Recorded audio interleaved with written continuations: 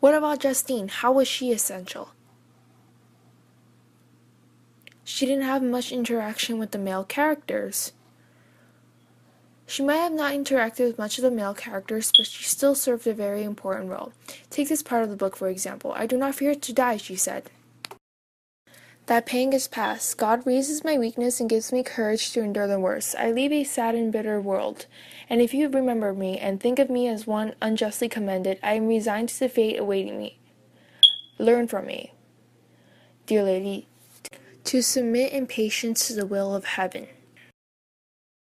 Here, Justine accepts her fate without question, even though she is innocent. Through the time that I spent with Justine, she is depicted as the ideal model of woman to society. Innocent, beautiful, and weak, accepting death without argument. Justine dies as a direct result of dominant men. Not only did I use this instance to develop a male character, I used it to make an attack on the judiciary system and used the name Justine to represent the justice that was needed. Moreover, Justine was used to exemplify Victor's cowardice. Throughout the trial, Victor was in agony knowing that Justine was innocent and that the creature he created was responsible for his brother's death.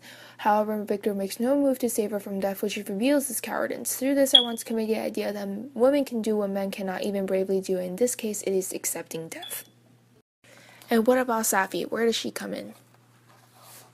Safi was perhaps considered the strongest female figure in the novel because she defies her father's wishes and stays with Delancey's family.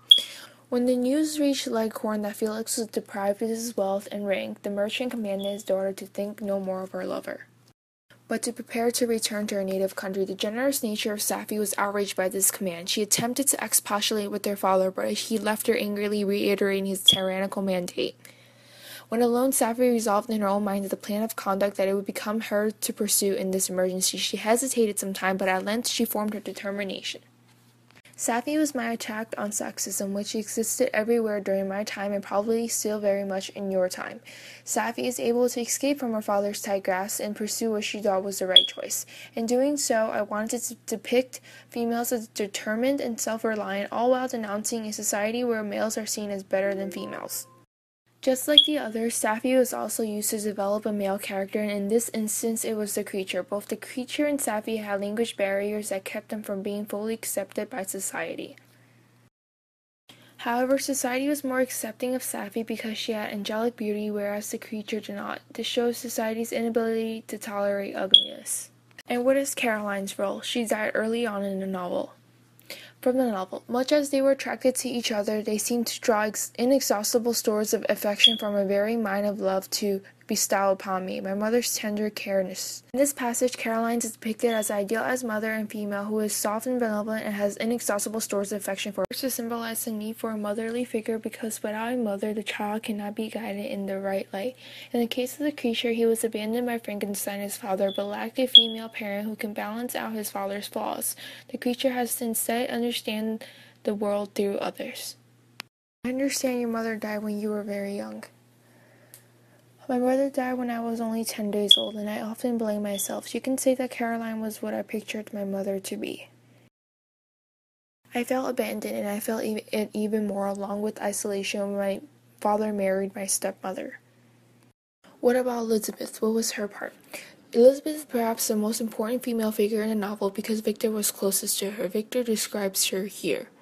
The saintly soul Elizabeth shone like a shrine dedicated lamp in our peaceful home. Her smile, her soft voice, the sweet glance of her celestial eyes were ever there to bless us and animate us. She was the living spirit of love to soften and attract. The description depicts Elizabeth as a heavenly figure in such a way that humankind cannot compare.